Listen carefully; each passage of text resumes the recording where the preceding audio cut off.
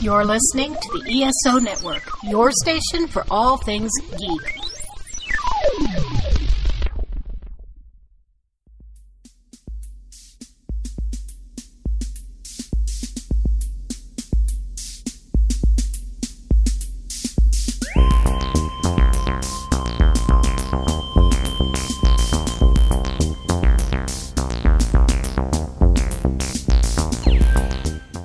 Hello, and welcome again to the Monster Sci-Fi Show. I am your host, The Monster, back with a new podcast in which I recorded last week a library program that I did over Zoom. So, the Geek Out program that I've been working on since pretty much the early part of this year till now, I focus on doing these type of programs with other library staff members and with patrons. So we would pick different geek out things to kind of talk about, whether it's Game of Thrones, whether it's going to talk about Babylon 5, or in this case, we're talking about Invincible. If you've not seen Invincible, there's going to be spoilers ahead. So if you have, well then by all means stay tuned, because I think you will have a great time listening to not just me, but I also have 3 other staff that's going to be with me. So I have Osmar, I have Patrick, and Jared. So on that note, I'm going to send it to myself to start the program. Alright, so Patrick and Jared, I'm hoping, not Pamela, is with us. Yes, it is me, Monty. Huzzah! There's the Jared. Hi. So, Good afternoon. Osmar is joining us today. So, Hello. and Patrick returns. To Osmar's question, we do need to keep the conversation PG, despite the conversation about Invincible going that hard R. Let's just start off with that. You probably should have chose a different subject matter. Yeah, Maybe. I don't know if this can be done PG. I mean, seriously, you could not have bookend a more horrific way to like start a series and to end the series. My God, I never thought I would ever feel that way about any kind of series right off the bat. But I'm going to get your takes about what you felt watching that opening scene, but that opening, the closing scene of episode 1 is what I'm curious about. So Osmar, I want to know what your thoughts were. Well, at first I was like, oh, this is going to be like a boring, typical little cartoony show. And, I'm not really going to like it and all this stuff. And then all of a sudden, I start watching it. I'm like, okay, right. It's nice. It's interesting. It opens up with them and I think trying to take over the White House or something. Mm-hmm. And then as we get like closer to the end, I'm just like, wow, okay. So what's going to happen here? Oh, okay. He's just zooming by. And I was just like, I was kind of shocked. I was like, there's a lot of violence in this. Like, this is serious. Like, this is no joke. I mean, he just kind of grabs them and, kind of proceeds to, tear them apart and use their weapons against them. And I was pretty much hooked from that part on. I was like, oh, okay, now I see now what this is. I see it. So I immediately really, I don't know, I became hooked. I loved it. Right after that, I was like, oh, I gotta keep watching this. Right, exactly. Jared, what are your thoughts? So I initially wasn't going to watch the show, but my neighbor told me how good it was. And this was when they were on episode like 6-ish. Okay. So I started it a little bit late. So I got to binge watch the first couple of episodes. And after watching the first episode, I was a part of me was very happy for all the wrong reasons, because I could see so many like DC comparisons with the characters and how they're set up. And then to see the like equivalent of Superman taking on that, like what people always worry Superman would be if he decided he wanted to like just be a god. Yes. To see a character finally taking on that role and flourishing in it. Plus then you add in the voice actors that they cast that role just perfectly. Yes. To me. I mean, everybody hates J. Jonah Jameson. I thought it was really, really well done, and I was hooked after the first episode, for sure. Patrick, what are your thoughts? Well, I mentioned it before, where at the time when the book came out, and this is like it was by Image, so Image they were taking a lot of things from Marvel and DC, especially a lot of the creators who left these major companies. So when I saw it, I didn't care for it. And then one of my friends told me, you got to see this and everything. They sent me a trailer, and I saw it, and I'm like, first of all, the animation was done very well, so that automatically hooked me. And then I said, wait a minute, there's a lot of blood in this. So I'm thinking, I don't think this is a typical story that, I thought it was like said earlier about how it may be boring, but then I decided to watch the episode, and I was like, whoa, this is very interesting. It reminds me of Authority. That's why I mentioned it before. Yes. It had the same level of collateral damage, but Authority is on a much higher scale than that, but it had the same feel. And I like Authority, so that's the reason why I said, oh, this must be good. So I sat there and watched it, and I actually watched it in one sitting. Wow. Which was a surprise. The only other series that I saw in one sitting was Scary. Was it Scary? Scary Things. The first time. Was it Scary Things? Strange Things? Sorry. Strange Things. Sorry. Okay. I'm thinking of another movie at the same time. But Strange Things, I did the same thing. It's very rare for me to binge watch and sit through, because it just kept you hooked. Got it. Each episode, and it's like you can't just say, "Oh, I'll wait till tomorrow." I sat down and watched it, sacrificed some sleep, but it was well worth it. It started with blood and it ended with blood. And that's how I can put it. And you slept comfortably after that, right? Oh yeah, I was excited to talk about it the next day.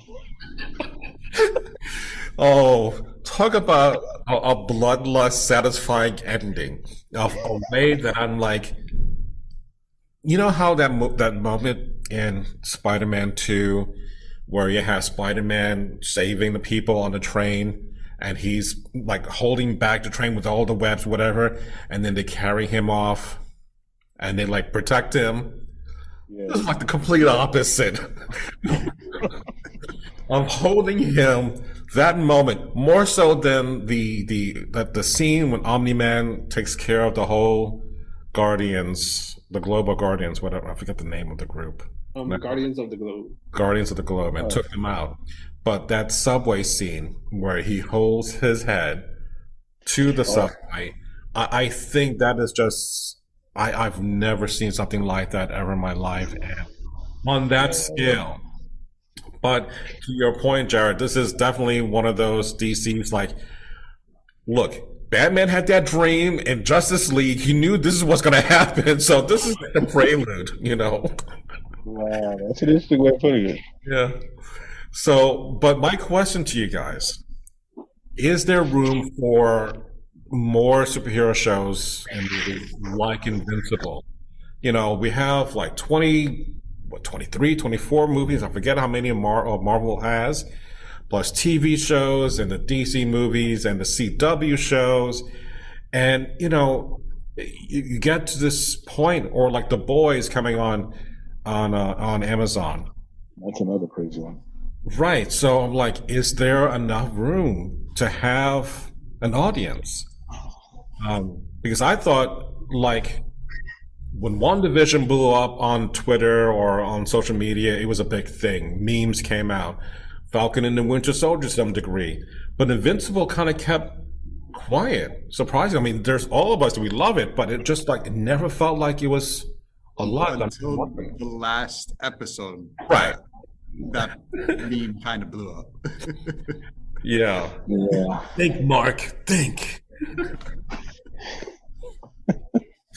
So I'm just curious. What's a question about? Are we going to be over in? What's the word I'm trying to think of? There's just too much out there for oversaturation. Oversaturation. Thank you. Yeah, there's definitely potential for it because now we have so many choices. The only thing that keeps it from being oversaturated is the fact that if you have that service. So as long this kind of keeps it as maybe I'm wrong, but I think it balances out because not everybody's invested in Disney Plus, not everybody's invested in HBO Max. So unless word of mouth causes them to want to get into it, it kind of keeps a balance. If it was just openly free, everybody gets to it, then yeah, I can see saturation take effect. But now, since it's you have to have that service. Yeah, I don't think I think right now it's a balance. Right. So I think right now the streaming services, with how readily people share their logins with close family and friends, I don't think that's necessarily as much of a barrier. I think the biggest thing that will determine whether or not it gets oversaturated is, can they keep picking unique, different stories or different angles to make these shows about? Because not everybody, Invincible clearly isn't made for everybody. Little kids should not be watching Invincible. The same thing with The Boys. Small children should not watch that show. That's just the reality of it. It's definitely designed for a much more adult audience.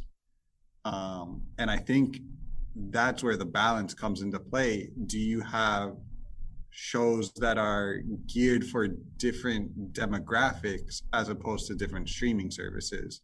Because if they keep finding that balance, like MODOK on, I think it's Hulu. To me, that's too childish. I have no interest in watching that show. It's as much as I like the characters and things, I can't get into it.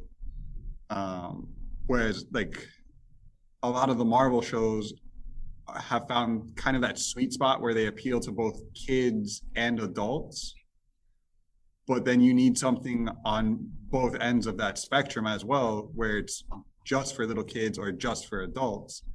And I think that's where you're finding these newer shows coming in. They're coming into those niches of, okay, we're going to make this specifically for little kids, or we're going to make this like Invincible and The Boys specifically for adults, and we're going to make it much grittier and darker, lots of blood, bad language, things like that. I agree with both of them. But I already think it's kind of oversaturated because there's so many things out there. But I do think with the demographics, I think different people like different things.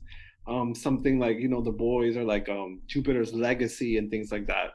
If they keep doing shows like that, for geared towards different people, I think that it'll work. I agree with you on that point, Osmar, because one of the things that I've been thinking about is like when superhero movies first came out, like way back in the 70s with Superman, the Richard Donner version. It was the first mainstream superhero movie that was able to be that's a movie. Albeit a superhero movie, you can take it seriously. And from that point on, it became a thing in which it becomes an actual thing that you can actually be dignified to say, yes, I am in a superhero movie, and not be ashamed that you're wearing a ridiculous costume or anything like that. But now, you have such like with DC, it can't be like Marvel, DC needs to be its own thing. So not everything that they do, like the darkness of what Zack Snyder was doing, Marvel really would not kind of take that approach. So theirs is going to be more lighter. I mean, yes, there's great, fantastic action sequences, but nothing to the point where you have that kind of darkness. You know, the Man of Steel was heavily criticized for not being the more optimistic version of what the original Superman was. But here, the free reign is that you can go dark or even super dark. That, you know, like when you thought like that's enough darkness with the boys, wait, Invincible, hold my beer, and goes one step further. So, but then like you said, Jared, when you have something like MODOK, which I'm like, I saw like a preview episode, I'm like, I have yet to laugh. I'm like, no one's gonna come to this program. But it sometimes is like you can have just like for those who love like haha more funny stuff, you can have that. So within that range, you know, you have like the different genres. I mean, Ant-Man and the Wasp is more comedic than say Captain America and the Winter Soldier, you know? So within that space, you have there are funny, some are more action oriented, and that's okay. And I think you have that. But again, unless you have a platform and you pay for that platform, you're not going to know that it's out there. And the fact that Robert Kirkman, who did The Walking Dead, who's still producing the comics and the TV series, had this series run alongside as that was going. But Walking Dead kind of overshadowed everything about the comics. So luckily, you know, we kind of get Invincible now, and I'm glad it did. But never in a million years would I ever thought like that is a thing that I'm like, I am so in for Invincible. So let's talk about Mark Grayson as Invincible. And I wasn't going to do the title cue card with the blood splatter. Yeah, keep it PG. But I love every time he has that, you know, looks like it's something like, it looked like a job 4 and a splash, the title card, Invincible. But there was always a lot of blood on there for some reason. And I'm like, what? Having him start off like any other teenager with superpowers, it was fine, and I was happy with that. Even that moment that he has a game of catch with his dad, but like, why their backs turned to each other, and they're like, oh, literally, they just throw the ball around the world, and I'm like, wow, that is something I've never seen in that kind of vein. That, you know, like the normal Peter Parker, you know, growing up with powers, like we see the world through his eyes, but this is something completely different, even though he has friends that don't know his secret identity and the girlfriend that always hates for him being late, which I'm like, we've seen this already, you know? But the troubling conflict comes when he has the relationship with his dad, which I think is interesting. What are your thoughts about Mark Grayson? I feel like Mark starts off like really innocent. Like, you know, like I think it's the first episode where no, I don't know. I don't remember which episode it was, but I think he got his powers and his dad is trying to like coach him, and his dad hits him too hard, and he gets really emotional about it. Yeah. Because he's not used to his dad that way. You know, he's not used to that kind of serious side of his father. So I feel like he starts like growing up little by little and kind of seeing, you know, experiencing different things as like that's that superhero side. I like Mark. Yeah. What about you, Jared? I thought the way they did it was well done, where they showed both like the human side of him and the more conventional like human father-son relationship, especially. But then they also mixed in those elements of the superpowers and his dad trying to show him that he is different from everybody else. They can't have the same relationship that like a normal parent and child would have.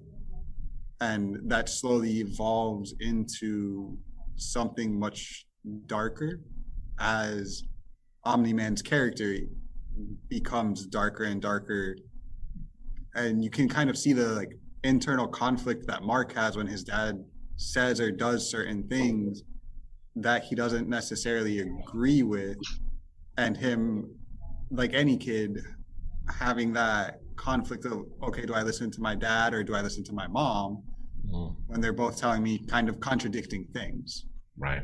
So I thought that aspect of it was actually pretty interesting. What about you, Patrick?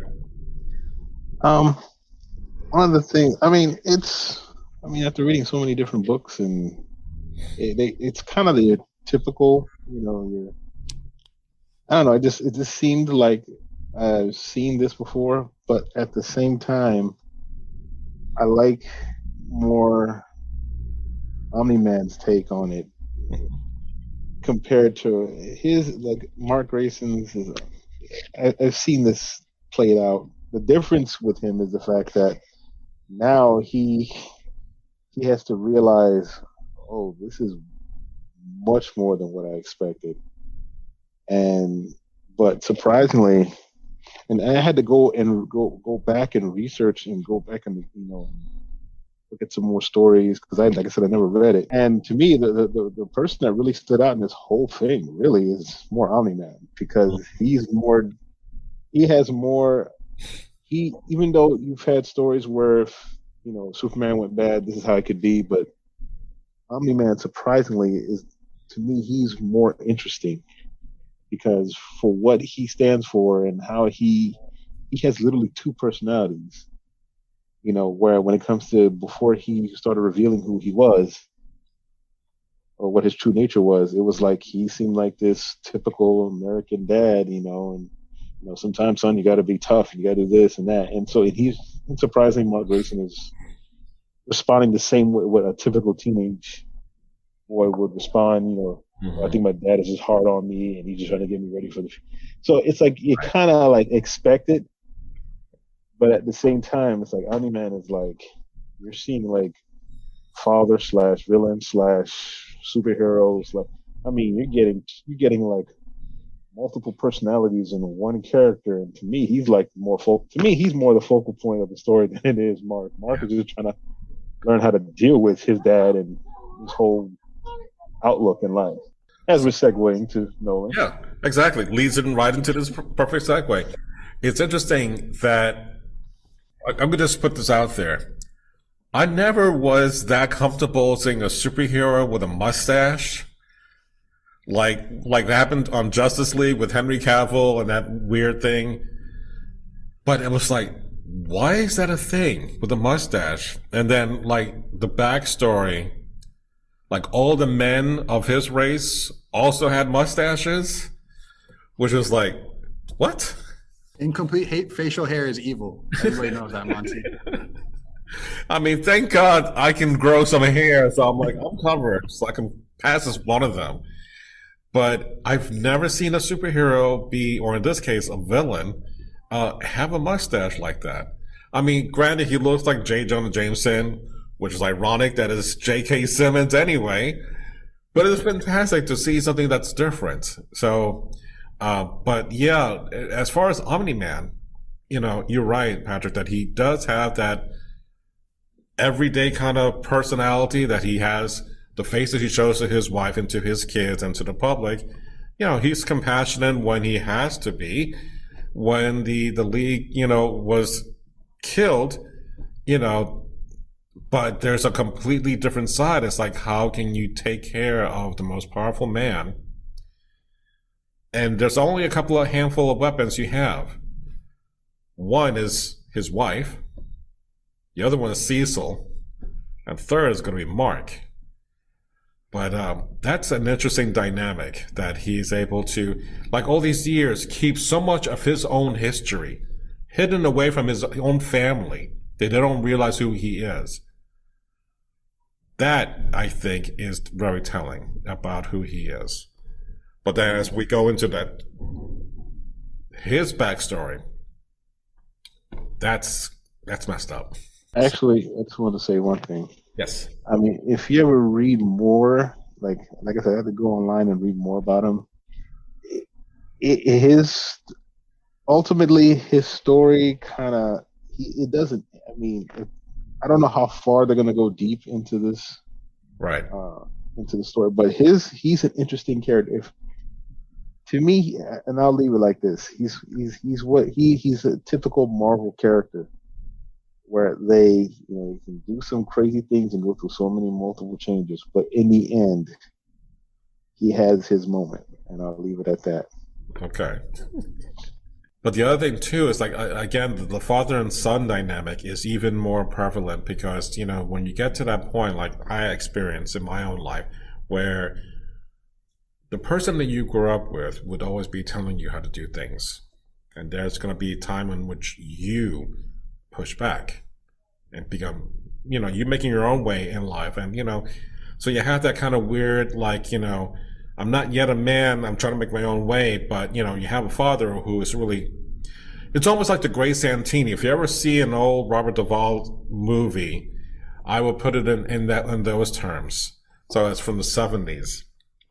That he is in the military and he's hard on his son, trying to man him up, so to speak, because when he goes, he has to take care of the family, which is in hindsight what happens.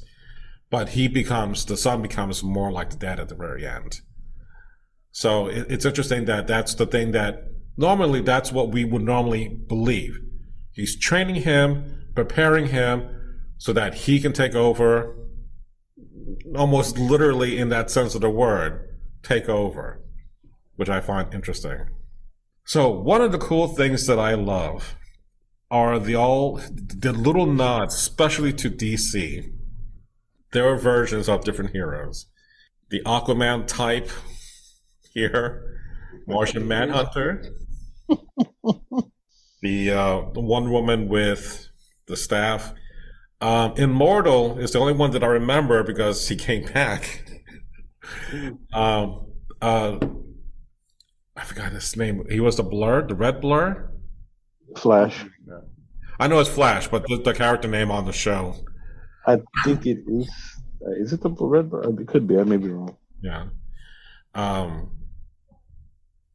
And then you have the Batman type, and again, I'm forgetting everyone's name because I know it's supposed to be Batman-like, but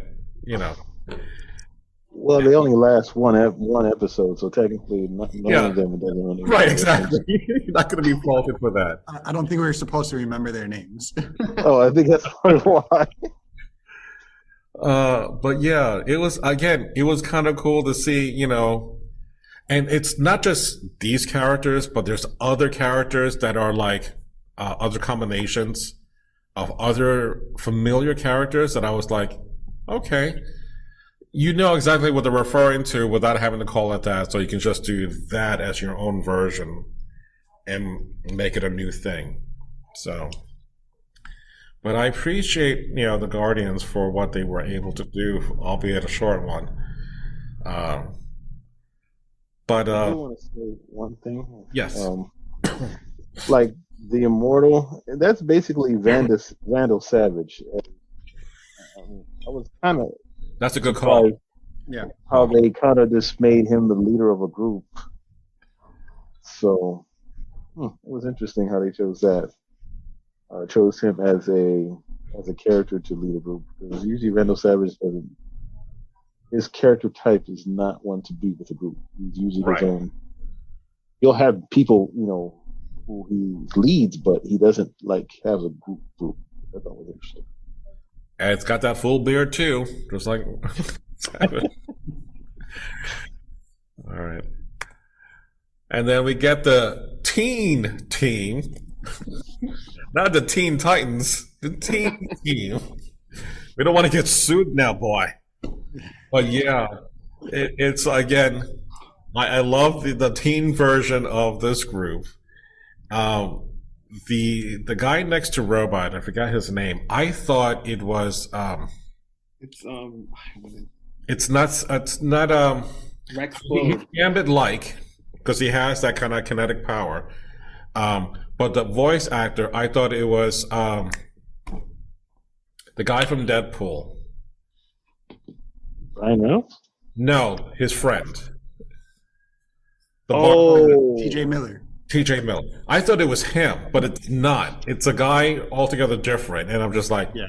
he was like spot on. And I love him being, you know, not the nicer nice guy that he became, you know, messing around behind Duplicate.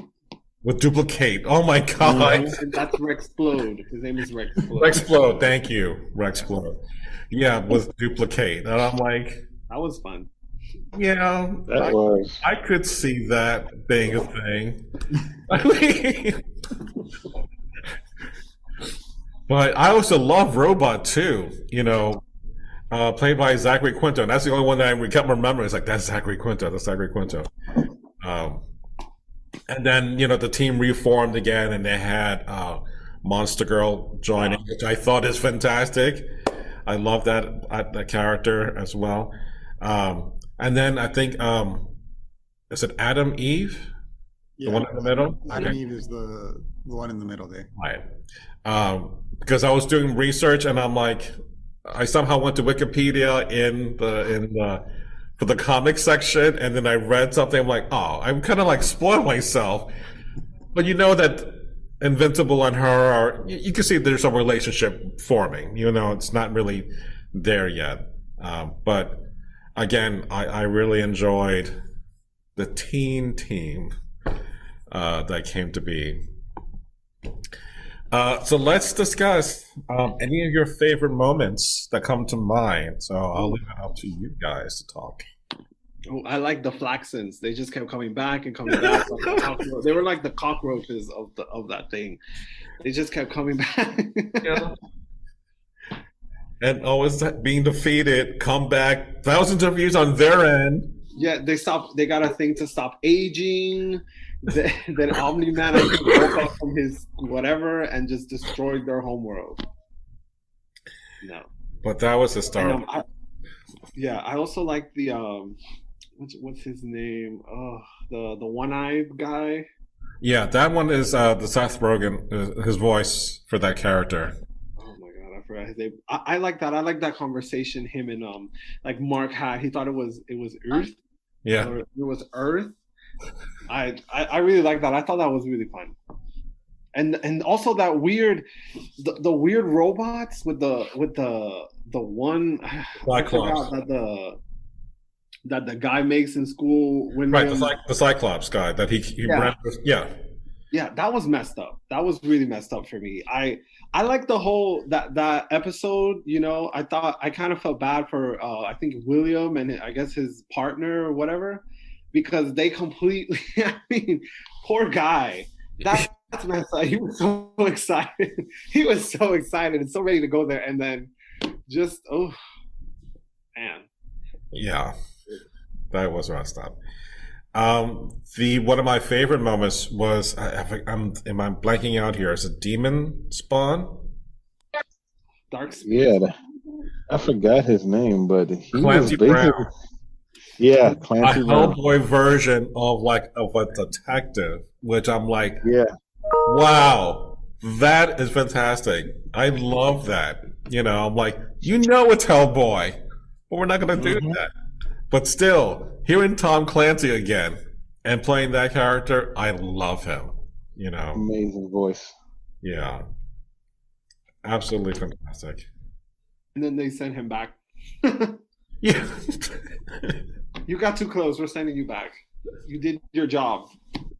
Yeah, and that's the crazy thing. Is like they ask him to find out what's going on, and he does, and then they send him back. I was like, well, isn't that what the purpose of why you got him there? And because he's gotten too close, now you got to get rid of him. It doesn't make sense. But now I understand why.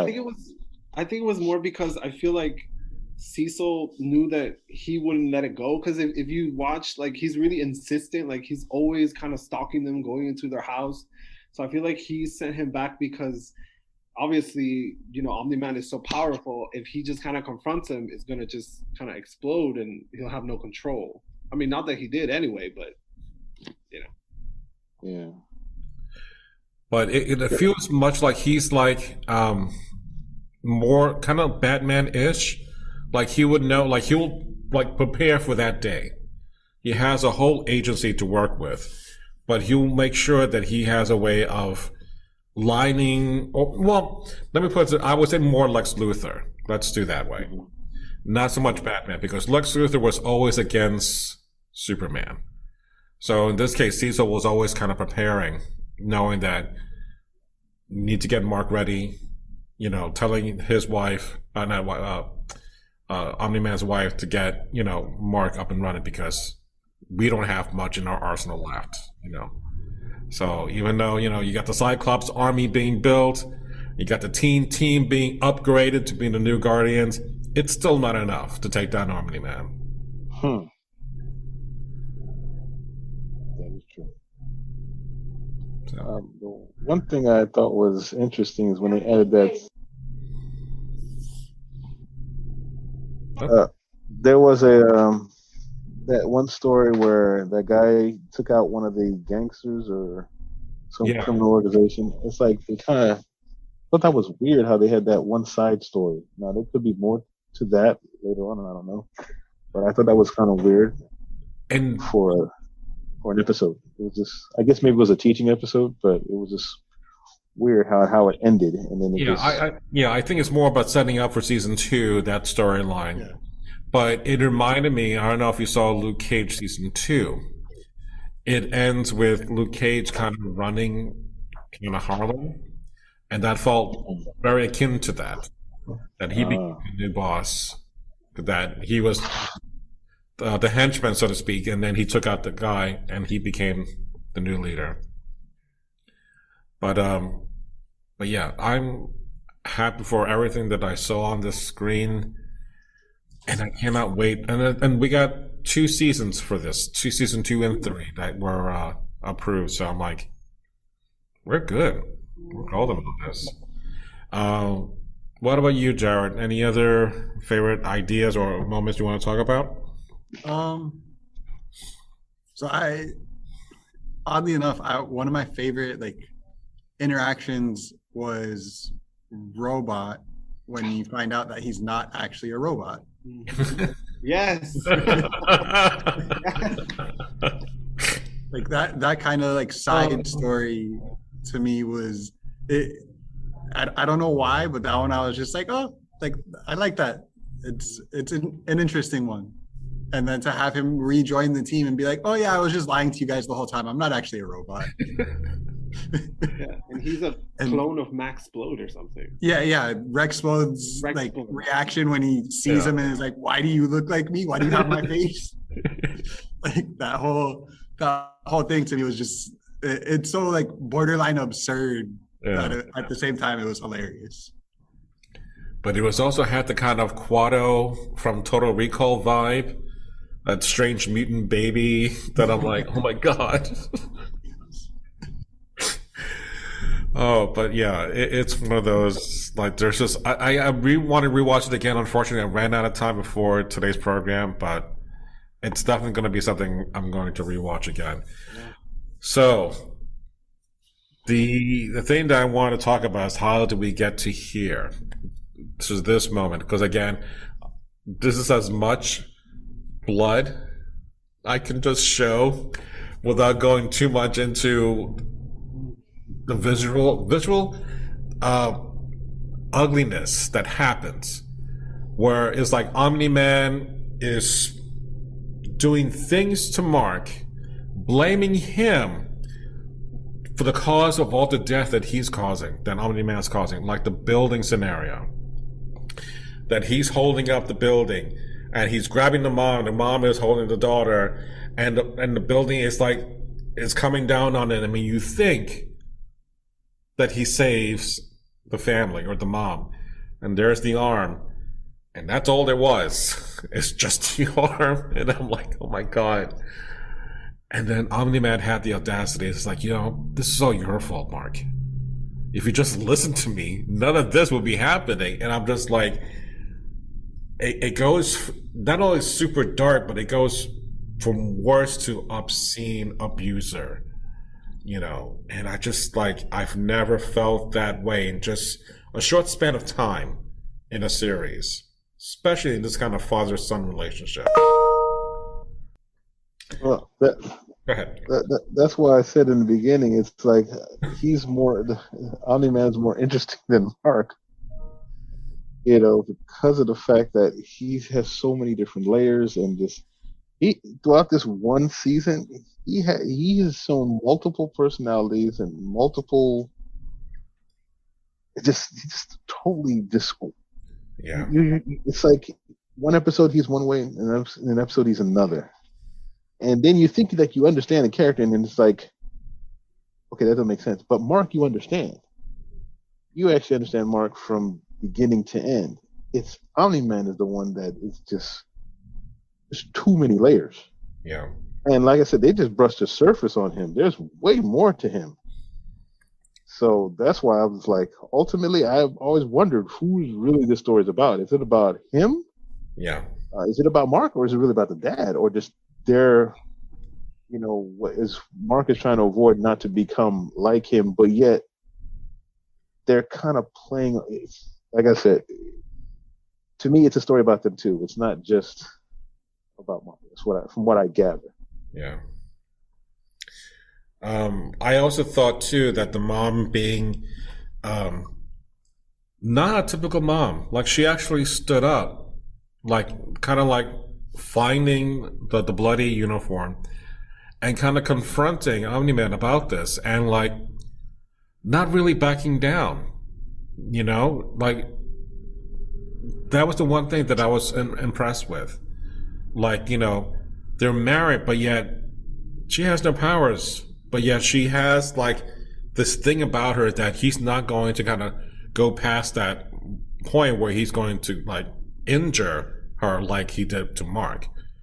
The most he did was like he punched the wall, made a huge hole in that wall, but then he flies off. On the other hand, Mark, think about it, gets a beating out of his lifetime, and suddenly we get a flashback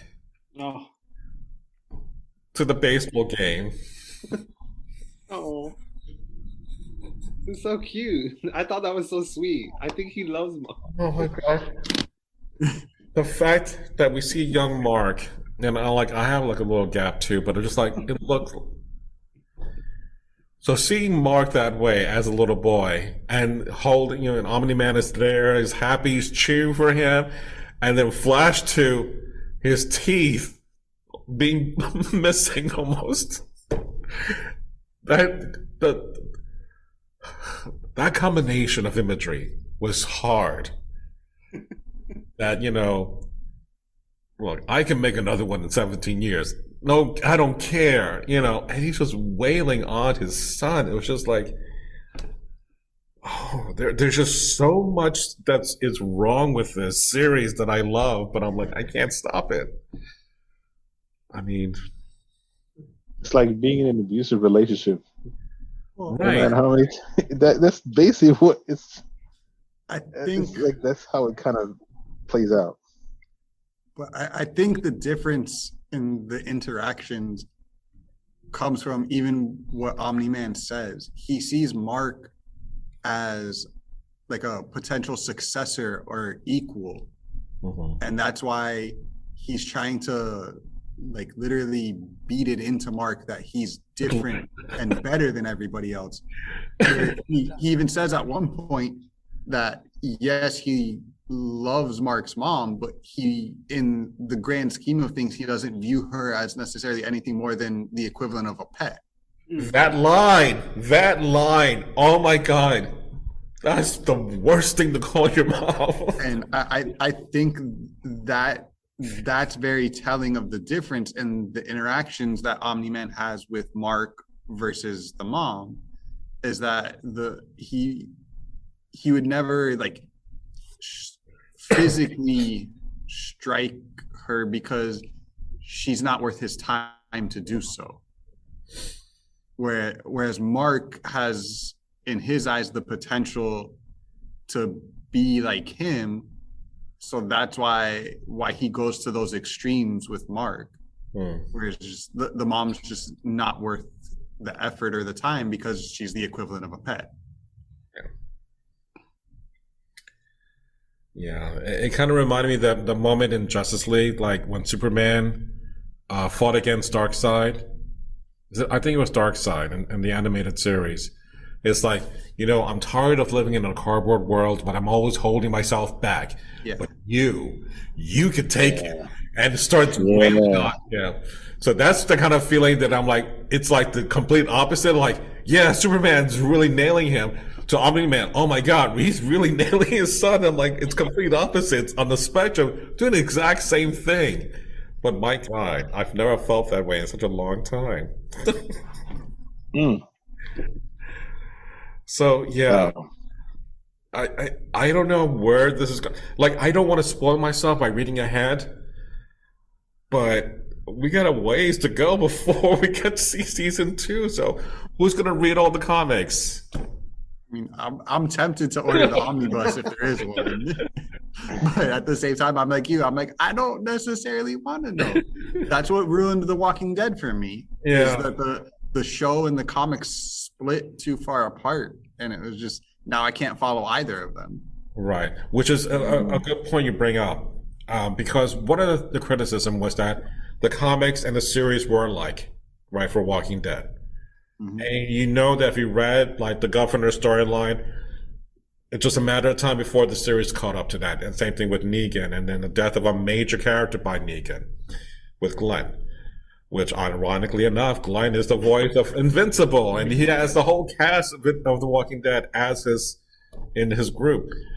But Robert Kirkman mentioned in a podcast saying that, the series is old enough that he can go back and like revisit it again and make certain changes, such like Mark's girlfriend is completely different from what she was represented in the comics. Same thing with his mom.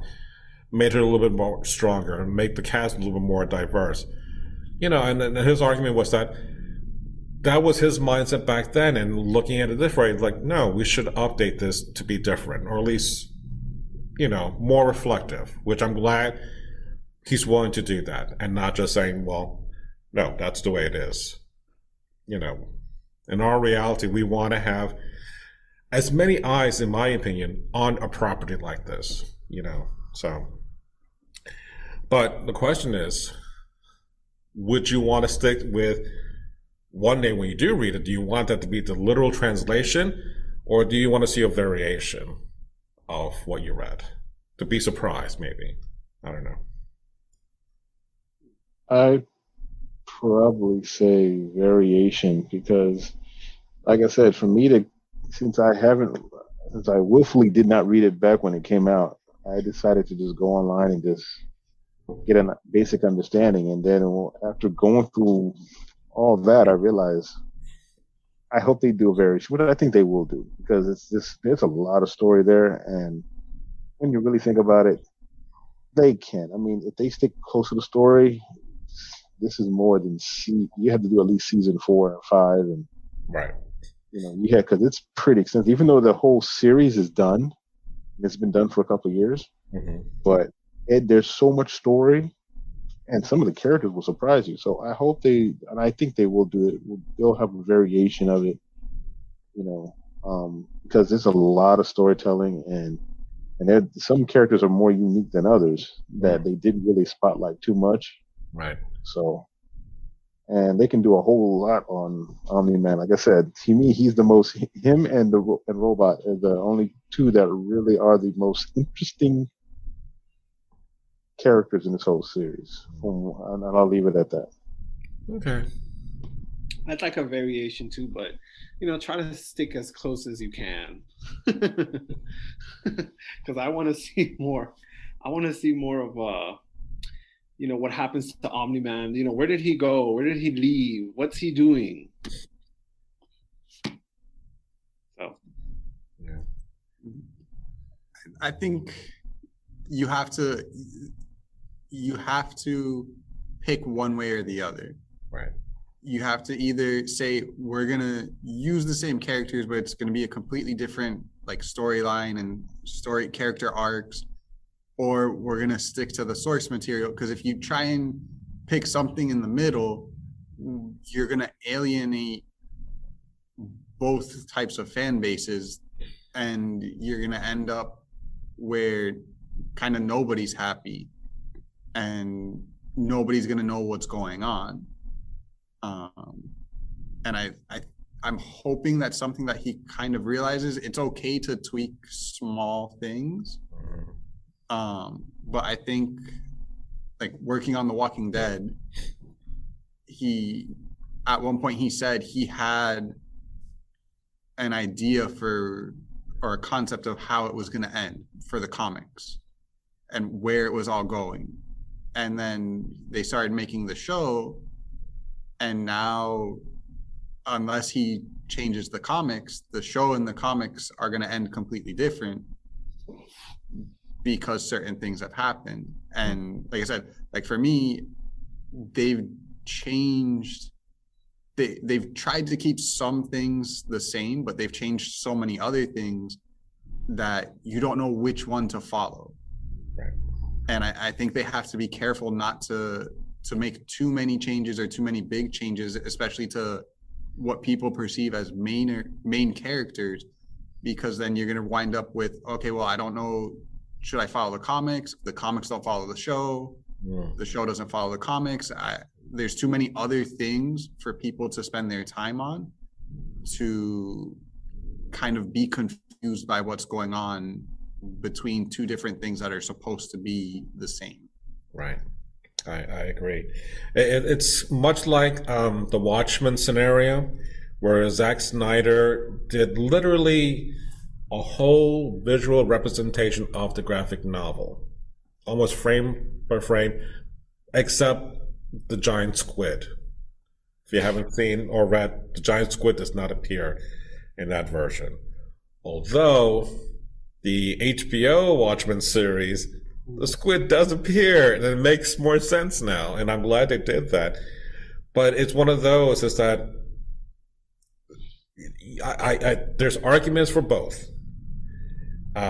Because from what I heard is that what happens in this scene that we've been watching, it's a lot more worse in the graphic novel or in the storyline. So if that's the case, and they're not really kind of using their full potential, I want to see that full potential and just be satisfied with that. So as long as they do that, I'm good. So I'm going to have to limit myself to a certain point. Like, okay, this is where season 1 ends. Let's hold off. Let's not go any further. So I really want to enjoy and see what was left out and maybe compare the two. After one season's done, read those books and see what was improved or disimproved, or not improved, but to see what could have been enhanced more. So that's the only thing that I would want to see, is how brutal that beating. Because man, I could, not that I want to see more violence, and I don't advocate that, but sometimes there are days in which you need to have some kind of blow off some steam. That does it, So on that note, guys, we're almost done with our show. So I honestly, I don't know who's going to show up for this. I might not be showing up for MODOK next week.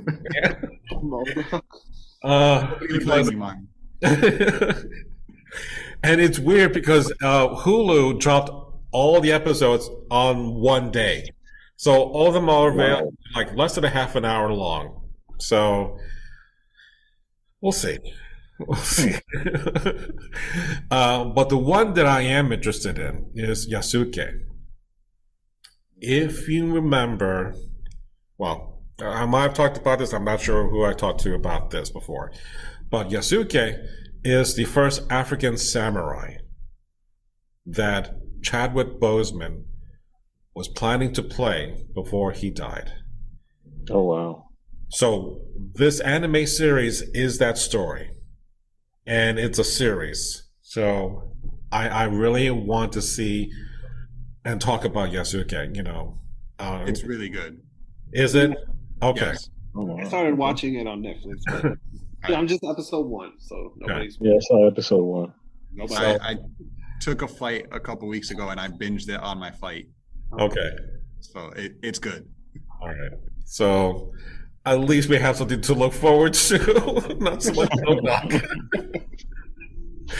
But I hope you guys come back for that because I think that'll be really interesting to talk about. Because again, a lot of the things that I've been discovering as I go through my reading of graphic novels and even TV series like Watchmen on HBO talked about what happened down in Tulsa. I never knew that happened in Tulsa. I read the Captain America Truth graphic novel, which takes place in the Captain and Winter Soldier series.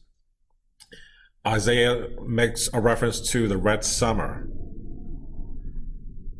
That is something I also did not know that happened. So sometimes we come across things through literature that like opens your eyes to things that you would never exposed to. And it's heartbreaking that this happened. And the fact that we had a YA meeting in which there was a 100th anniversary about what happened in Tulsa to talk about this. So I did not know there was an actual African samurai that existed. So this kind of thing is, I'm glad it's finally coming up to mainstream, but there has to be more that's out there that is not even talked about. So imagine the mountain of materials that is yet to be discovered by, an audience. So that's why I'm hoping that something like Yasuke can be that kind of thing that kind of gets more people interested in, it's not just like it's an anime show. No, it's a little bit more like, think of it like historical fiction, but this is real, just in this format for you to like, So, and however way you get there, that's all, it's fine. But it's interesting that we've gotten to this point in our lives that we have history still to learn. So I don't mean to be preachy. I just it's just it's been a thing. Yeah, it's interesting. So, and I just I want to see more of this type of programming that we can talk about things that. Our favorite actor, being Black Panther, he wanted to do this character, and I would have never known that's what he wanted to do. So that's why I'm doing this, So at least he sets me on a path. So. Yeah, that's the one thing. I just want to say this, that, with the streaming platforms, it makes it where now anybody who do pick up any properties or any stories that were not told to the public, these platforms do give that, or these subscription services that give that opportunity for these things to happen. So it's actually a good thing that, especially like you just heard what happened with Amazon is planning to buy MGM. Yeah. And so when you hear that, especially now that they're taking these, these platforms serious, Netflix kind of started it where they kind of, put out stories where you're like, whether it could happen or it did happen, that it gives that opportunity so that we can see it. Because otherwise, if it was done on regular,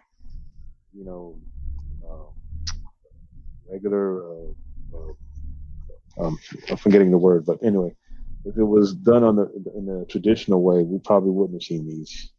Right. Or these probably wouldn't be available. So it's actually, we're in an age now where information is readily there. And there's always somebody that's going to be there and to put it out there. And just enjoy it while we can.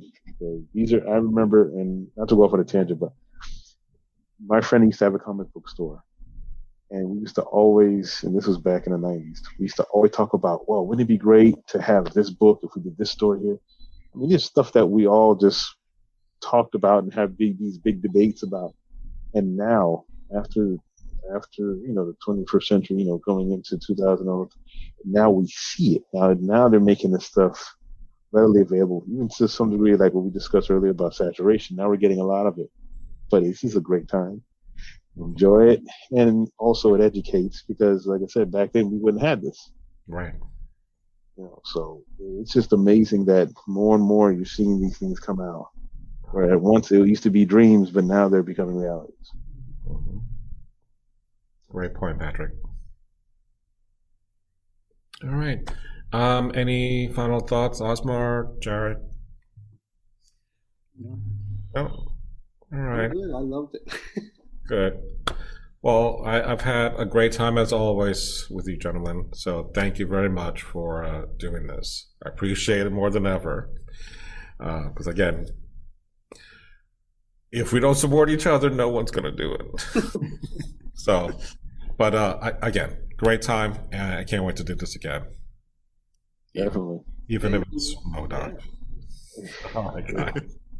I'll watch one episode, to be fair. Fine, that's all I ask.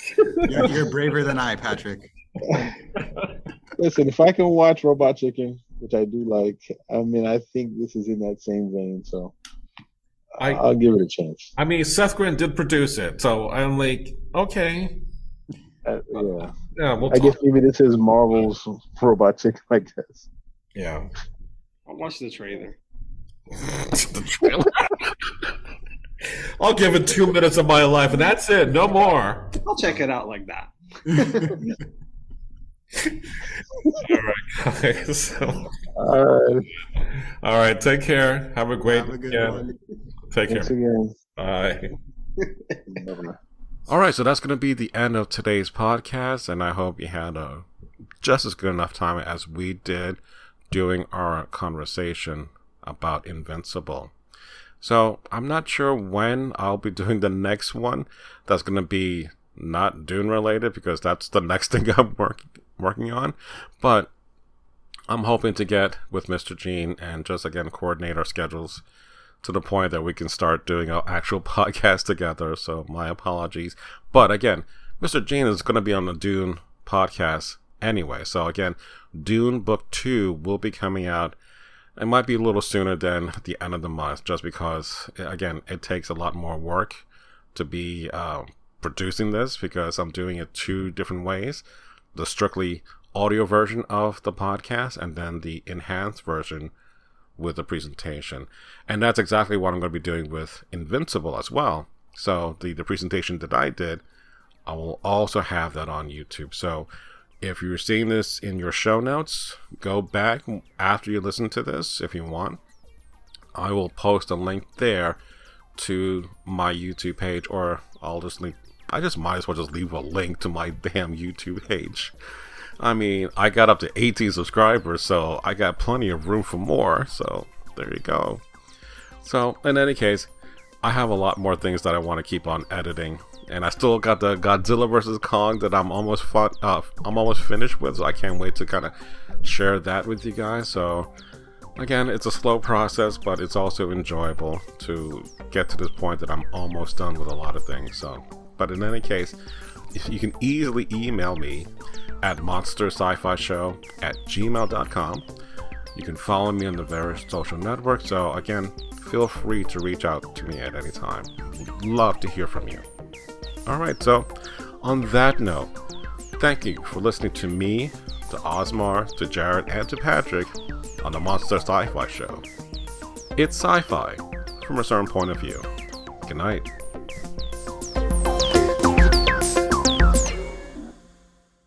Welcome to Dr. Geek's Laboratory. Hello everyone, Dr. Geek here with a shout out to all the scientists who worked tirelessly to bring a COVID-19 vaccine into reality. Let's face it, creating something of this magnitude is a miracle worthy of Dr. McCoy himself. And now, Dr. Geek needs you to do your part. Remember, each shot is one small step back to normal, one giant leap to putting the pandemic behind us. We can do this. For more information, visit vaccines.gov to find your nearest provider. Great things are coming on the Nerd Bliss podcast. We're changing up our presentation while keeping the candidness that you enjoy. We'll cover all your favorite shows and movies, with maybe a few surprises along the way. And you, yes you, will have opportunities to be on our show on a regular basis. That's right, we've got the Zoom Pro account, and we're going to use it. So be ready. Find us at nerdblisspodcast.com and esonetwork.com, and on all the socials at NerdBlissPod. Nerd Bliss. Listen up.